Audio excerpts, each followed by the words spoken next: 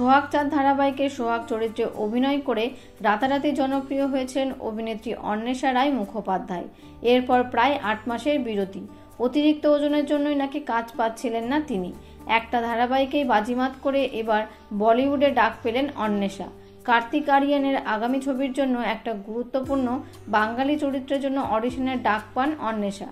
তবে আদৌ সেই চরিত্রে তিনি অভিনয় করবেন কিনা তা এখনও জানা যায়নি।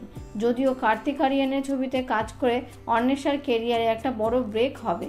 তবে শুধু বলিউড থেকে ডাক পেয়েছে তাই নয়, খুব সম্প্রতি স্টার জলসা থেকেও ডাক পেয়েছেন তিনি।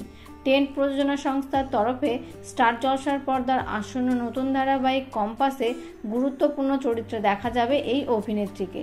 ধারাবাহিকের পাশাপাশি অলকানন্দ গুহ প্রযোজনায় একটি মিনি সিরিজে অভিনয় করে ফেলেছেন এই অভিনেত্রী। তো বন্ধুরা, বিনোদন জগতের এমনই নিত্য নতুন আপডেট পেতে চ্যানেলটিকে অবশ্যই সাবস্ক্রাইব করবেন।